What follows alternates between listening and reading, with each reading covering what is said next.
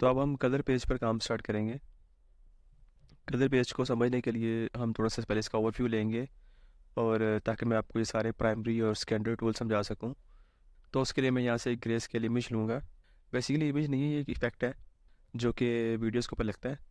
तो अगर मैं इसके ऊपर डायरेक्टली काम करूँगा ना, तो ये एक एडजस्टमेंट लेयर की तरह है, ट्रांसपेरेंट जो लेयर्स पे काम होता है वैसे है ये।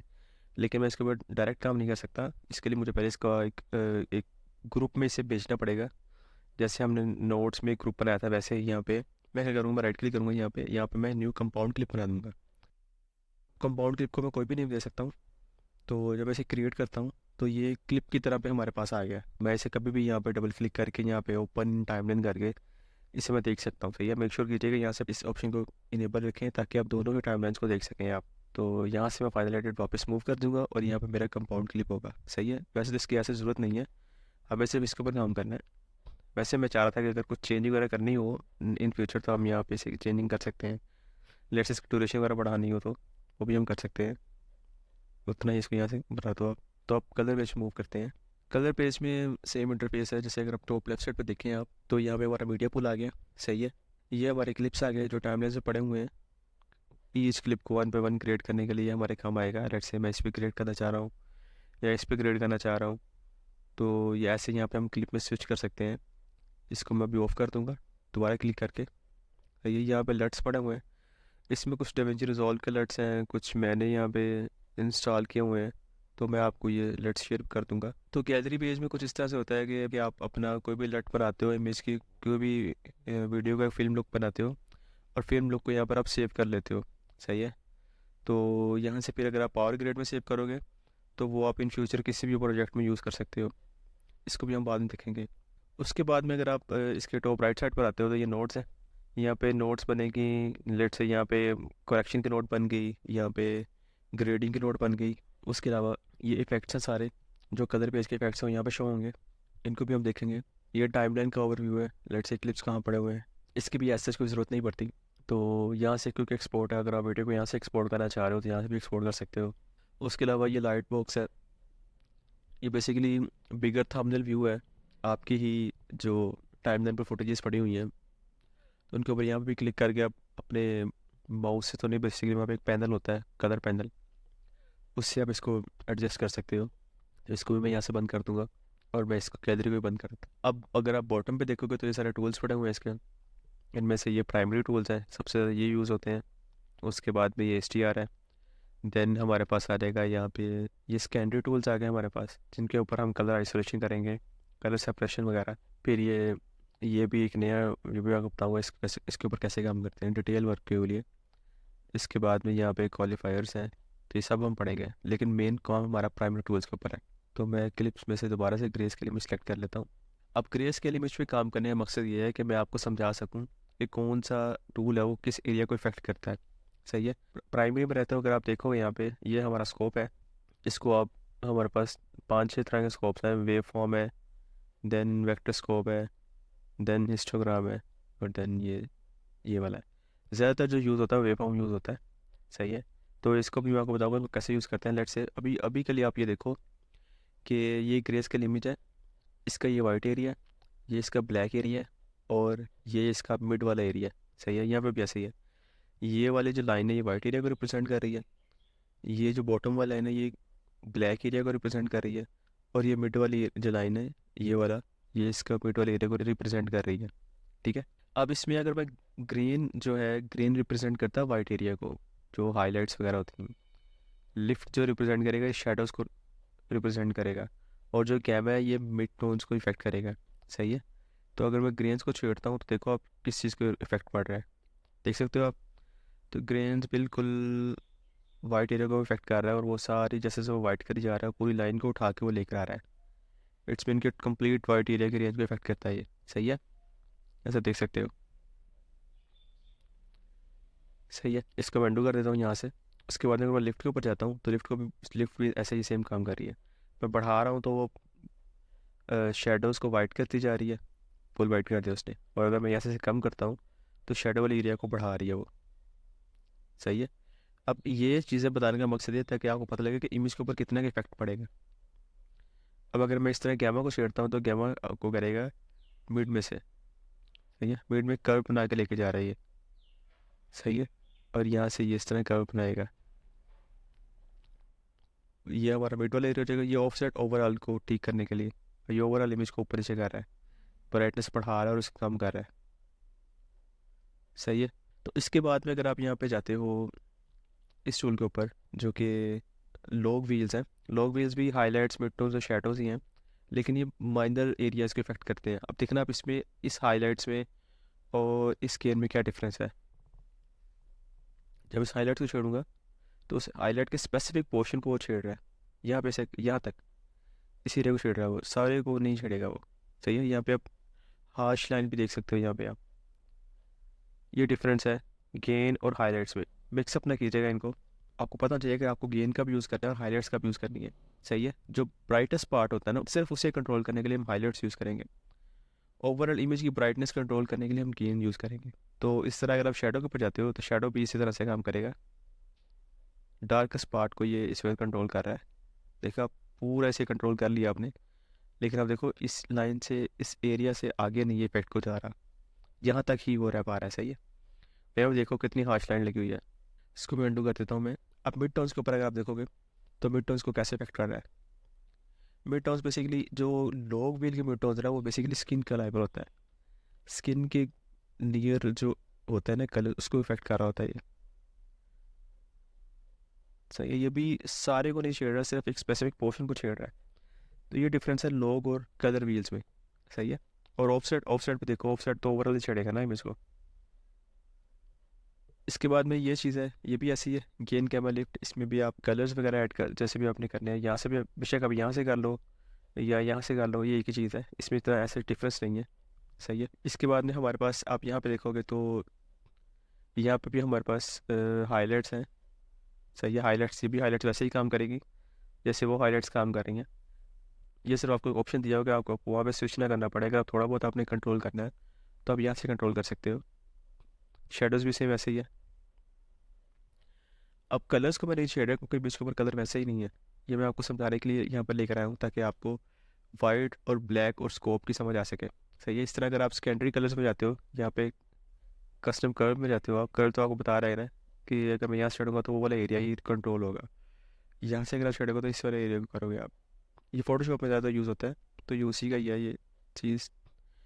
अगर आप यहाँ से छेड़ोगे तो सिर्फ ये वाला एरिया ऊपर जाएगा, यहाँ से करोगे तो ये वाला एरिया जाएगा ऊपर, सही है। और इसके बाद में आप चाहे और भी पॉइंट लगाना चाहो तो आप लगा सकते हो, लेकिन और पॉइंट्स आपकी इमेज को ख़राब करेंगे। अब हम इसके ऊपर प्रॉपर एक इमेज लेकर आते हैं और उस इमेज को हम थोड़ा सा करेक्ट करते हैं, सही है। मैं क्लिप्स पे जाऊँगा, इनमें से ही मैं कोई इमेज ले आता हूँ, मैं ये वाली इमेज ले आता हूँ, सही है।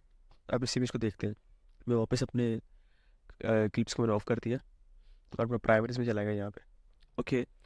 तो मैं इस क्लिप का हीरो फ्रेम मार्क करूँगा। हीरो फ्रेम मीन्स कि जहाँ पे आपको इमेज क्लियर नज़र आ रही हो और आपको उसके कलर्स सारे जो है आपको ईजिली नज़र आ रहे हो और आप अच्छे से इमेज के ऊपर काम कर सको।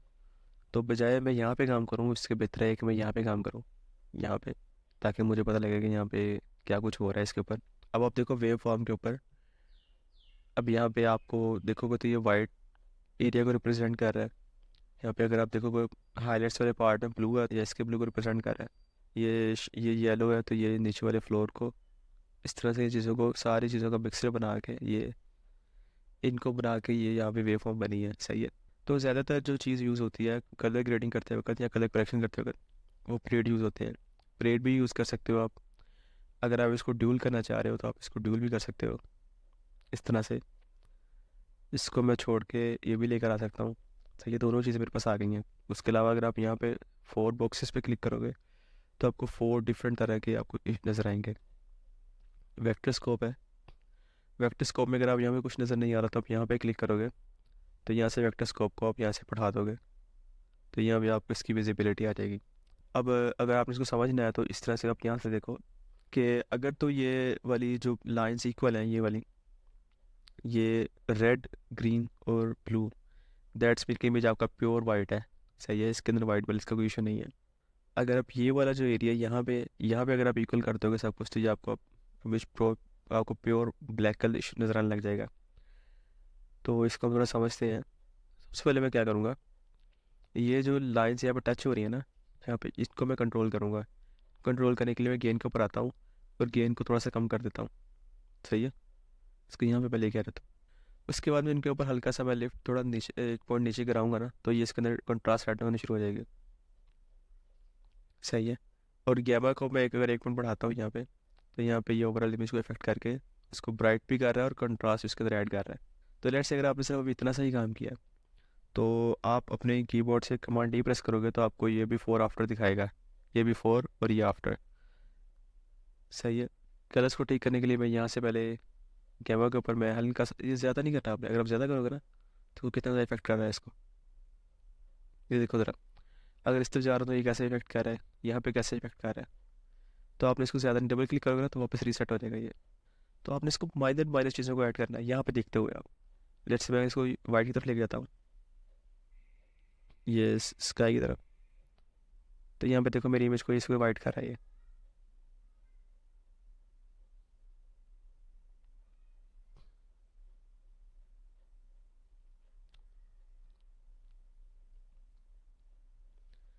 सही है। और अगर मैं यहाँ से छेड़ता हूँ,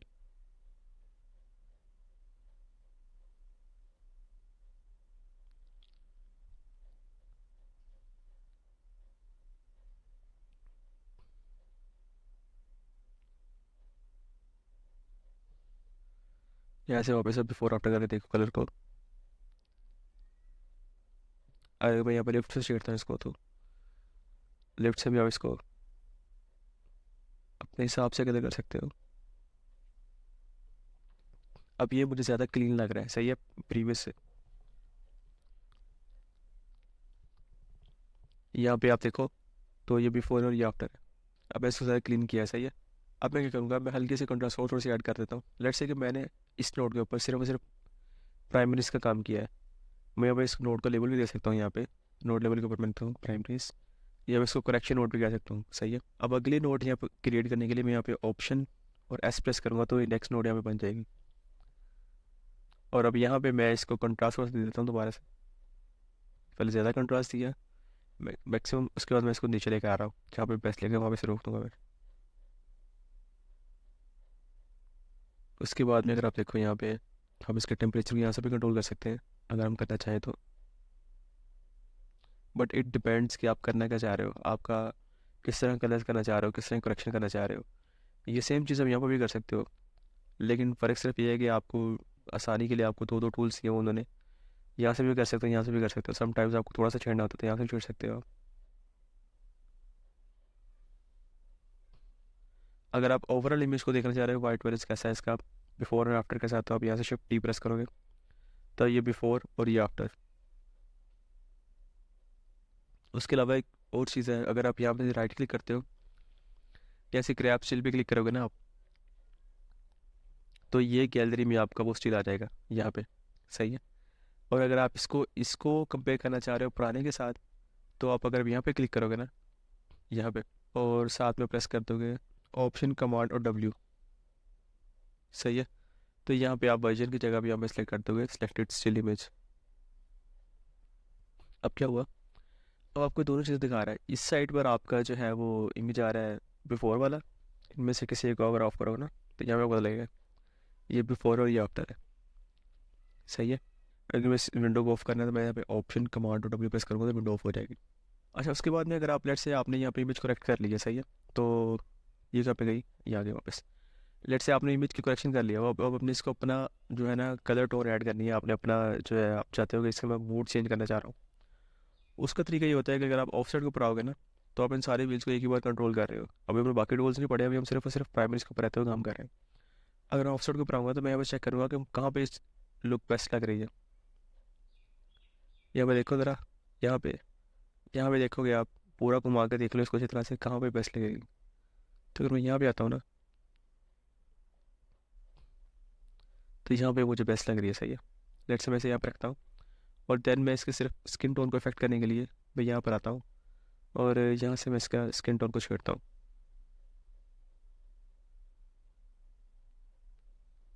लेट्स से अगर आप यहाँ से नहीं करना चाह रहे, तो आप यहाँ पे आओगे।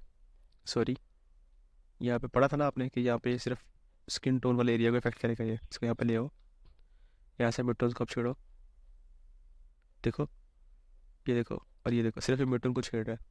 तो ये डिफरेंस, ये टूल का डिफरेंस होता है। आपने इस चीज़ को याद रखना है कि कहाँ पे कौन सा टूल यूज़ करना है, और इसको ज़्यादा करना पड़ेगा ताकि ज़्यादा इफेक्ट खेलिए। सही है। अब देखो ज़रा, अब वैसे कमांड डी करते हो ना आप, तो ये भी 4 हो रही है, यहाँ पर कितना ज़रा फ़र्क आ गया। अब इस खाली इस नोट को देखोगे आप तो खाली इस नोट को दिखा रहा है ये।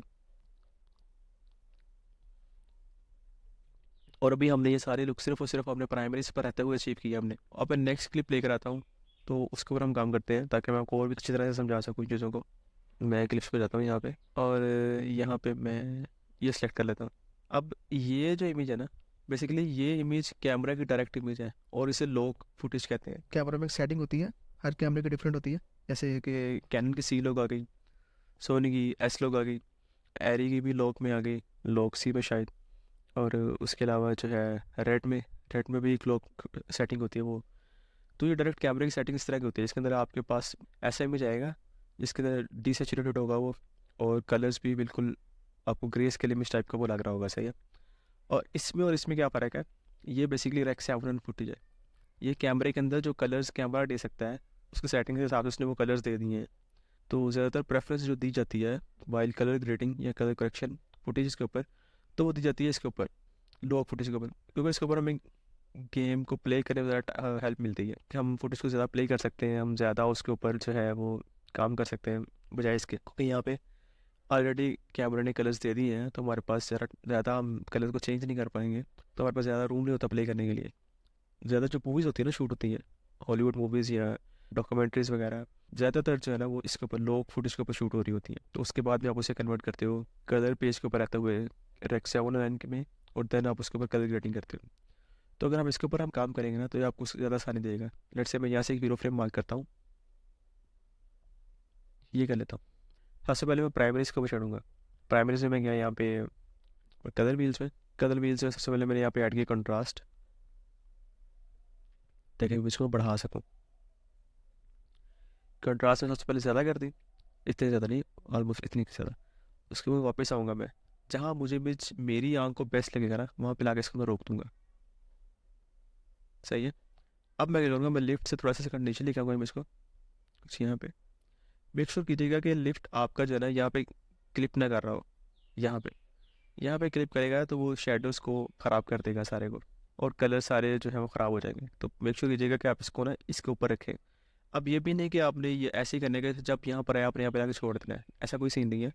आपने अपनी आँख को देखना है, वहाँ से आपने देखना है फुटेज को कि आपको कहाँ पे इमेज बेस्ट लग रही है। लेट्स से मैं इसे थोड़ा सा ऊपर लेके आता हूँ, तो मेरा ख्याल है कि यहाँ पे इस एरिया में ये इमेज है ना सही लग रही है। ठीक है।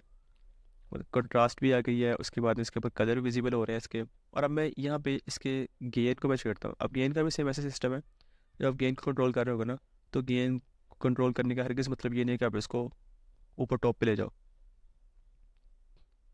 टॉप पे ले जाओगे तो ये सारे कलर्स ख़राब हो जाएंगे। यहाँ पे क्लिप नहीं करना आपको, आपको इसके नीचे नीचे रहना है।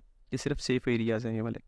या लेकिन इसका मतलब ये भी नहीं है कि आपको बिल्कुल यहाँ पर ला के छोड़ देना है इसको, कि भाई मैं इससे नीचे आ गया यहाँ पर, ठीक है, नहीं। आप ये देखोगे आपको कहाँ पे इमेज सेट लग रही है, और ये आपको हेल्प करेगा कि आप इमेज कहाँ पे से रख सकते हो। अब मैं यहाँ पे रखूँगा ना, तो ये सारा वाइट हो गया, ये नहीं सही। नीचे लेके आऊँगा इसको मैं लेके आता हूँ कुछ यहाँ पे।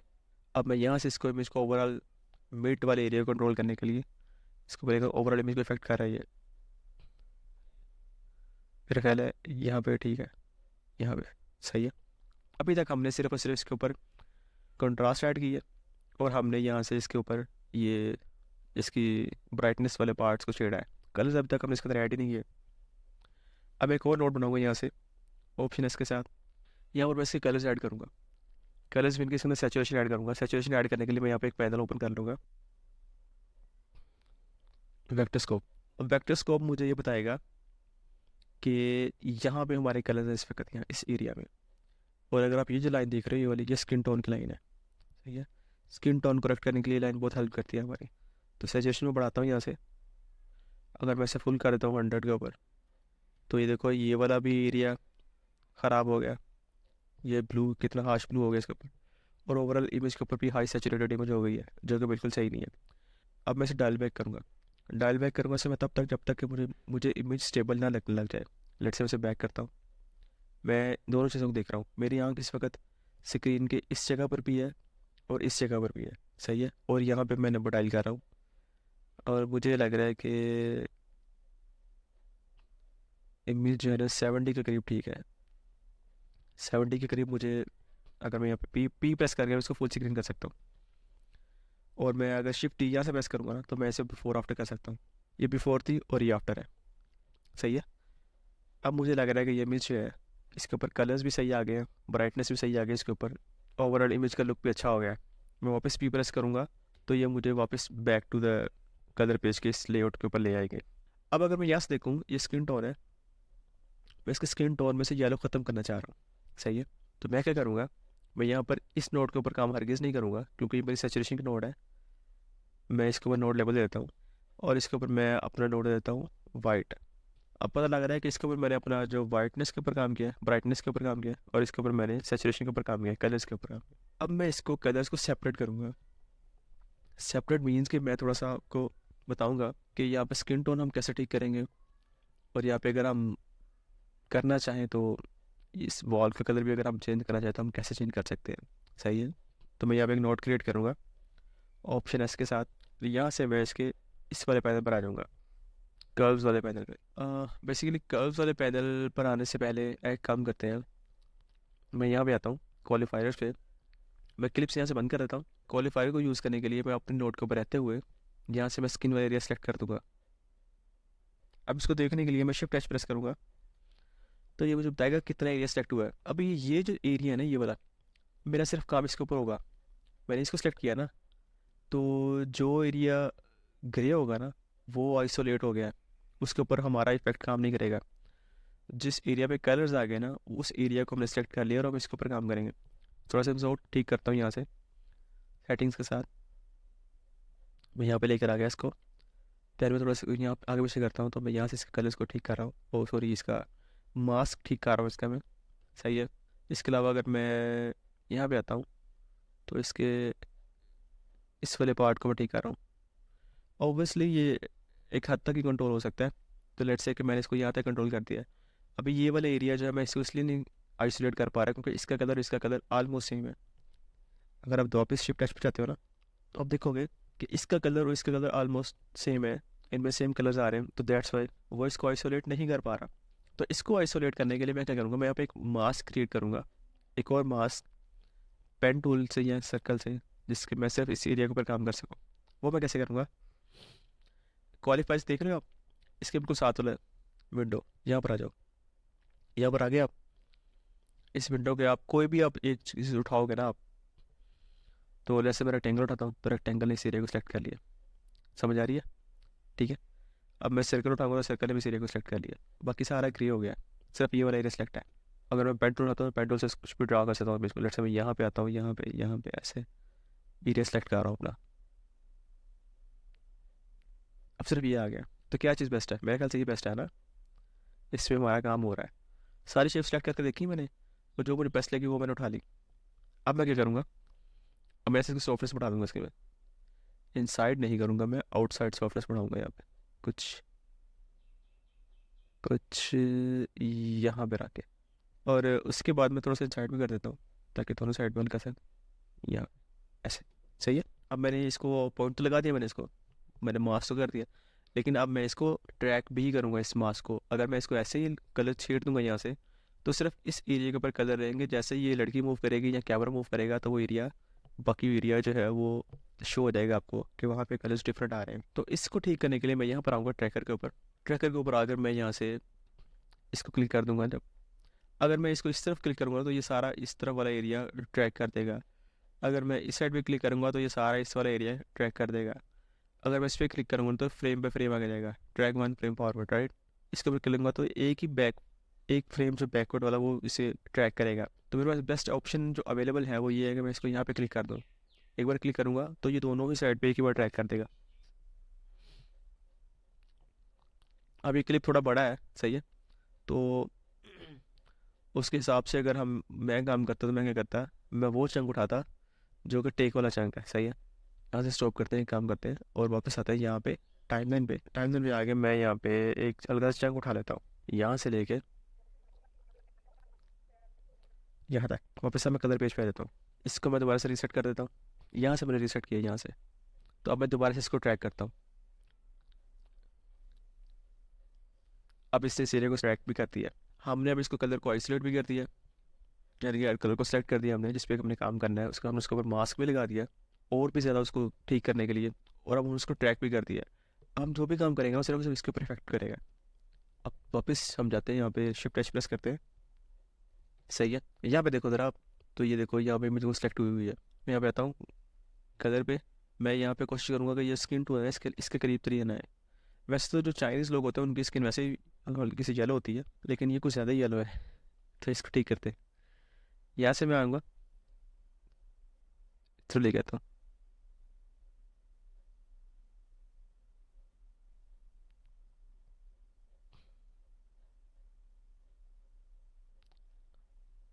अब देख रहे हो, मैं इसको अगर मैं यहाँ पे करता हूँ ना कमांड डी, तो ये बिफोर था। सही है। और यहाँ पे भी देखना आप ज़रा। अब मैं इसे प्रेस करूँगा, दोबारा से कमांड डी करूँगा, तो यहाँ पे तो कितना ज़्यादा फर्क पड़ गया। सही है। Command D, before, after, four, after. उसके बाद में जो है मैं इसको हल्का सा वापस ले करता हूँ, थोड़ा सा ज़्यादा भी नहीं करना है ना इसको। कुछ यहाँ पर ठीक है। ये सेम इसकी डिटो का इसके ऊपर नहीं रहना हमने यहाँ पे भी देख रहे हैं कि हमारे भी सही कहाँ पे लग रहा है। लेट्स से कि थोड़ा और पीछे ले आता हूँ मैं इसको। यहाँ पे तो येलो हो गया ना ये। दिखाता हूँ यहाँ पे, तो यहाँ पे सही लग रहा है। बिफोर, आफ्टर, फोर, आफ्टर, ये हो गया। अब मैं चाहता हूँ इसकी स्किन थोड़ी स्मूथ हो जाए। इसकी स्किन को स्मूथ करने के लिए एरिया तो मैंने सेलेक्ट किया हुआ ये वाला। तो मैं यहाँ से मिड डिटेल्स के ऊपर आऊँगा मैं, ऐसे माइनस करूँगा इसको मैं। देखो स्किन कितनी स्मूथ हो गई इसकी। मैं इसमें 100 पे भी नहीं कर दूंगा, 100 पे भी काम खराब हो जाएगा। तो मैं इसको इन बिटवीन रखूँगा। ऑलमोस्ट लड़की है ना, तो लड़के की स्किन होती है ऑलमोस्ट 70-65 के करीब। अब देखो डिफरेंस। अब अगर मुझे लग रहा है कि इसकी थोड़ी सी ब्राइटनेस बढ़ानी है, वैसे तो है नहीं, ज़रूरत नहीं है बढ़ानी है, तो मैं यहाँ से इसको एक स्टॉप आगे कर दूंगा, कम करने से एक स्टॉप पीछे कर दूंगा। तो स्किन के ऊपर मैंने काम कर लिया। तो इसके बाद में अब मैं यहाँ से एक और नोट ले लेता हूँ ऑप्शन इसके साथ। अब मैं यहाँ पे, अगर मैं वैसे तो मुझे ज़रूरत नहीं है इसका करने की, थोड़ा सा सेपरेट करते हैं इसको बैकग्राउंड से। बैकग्राउंड से सेपरेट करने के लिए मैं इसको यहाँ पे लेकर आता हूँ। यहाँ पर ही, यहाँ पे मैं एक बनाता हूँ, यहाँ पे एक ये सर्कल सेलेक्ट करता हूँ। सर्कल को यहाँ पे लेकर आता हूँ, तो इसको बढ़ा देता हूँ।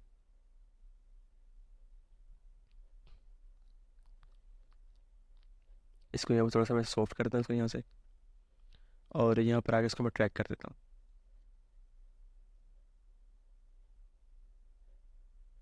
सही है। इसके यहाँ पे क्लिक करता हूँ। यहाँ पे मैं जाता हूँ ऐड नोड के ऊपर। तो मैं यहाँ पे लगा दूंगा ऐड आउटसाइड नोड। इसका क्या बेनिफिट होगा मुझे, कि एक मेरे पास नोड आ गया जिसके इसको सेलेक्ट किया हुआ है।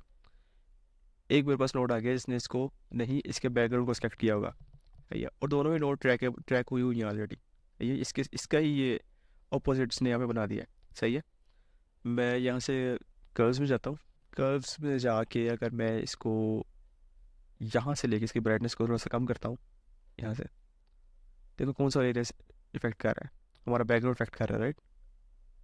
ये देखो जरा। तो इससे मैंने इसको बैकग्राउंड से और भी सेपरेट कर दिया मैंने। इसको मुझे करने की ज़रूरत नहीं है। अगर होती, अगर फर्स्ट को अगर मुझे ज़रूरत है तो मैं इसको छोड़ूंगा तो इसको इसको ब्राइट कर देगा। लेकिन मुझे इसे करने की ज़रूरत नहीं है इस वक्त। सही है। तो मैं इसको यहाँ से रिसेट कर देता हूँ। फिर इसको मैंने सिर्फ काम किया है, थोड़ा और करूँगा तो ये ऐसे हो जाएगा। इतना नहीं करना, ऑलमोस्ट इतना मैं कर देता हूँ। और इसको यहाँ पर आके मैं यहाँ से इसकी सॉफ्टनेस को थोड़ा सा और बढ़ा देता हूँ। अब देखो डिफरेंस आप। कमांड ही करता हूँ ना मैं यहाँ पे, और ओवरऑल इमेज कुछ हमारी ऐसी है। अब मैं यहाँ पर एक और नोट बनाता हूँ, ऑप्शन एस, और इसको मैं फाइनल कलर्स में लेकर आता हूँ। फाइनल कलर्स में लेकर आने के लिए मैं यहाँ से ऑफसेट पे जाऊँगा, और ऑफसेट में इसको ओवरऑल कंट्रोल कर रहा हूँ मैं इसमें।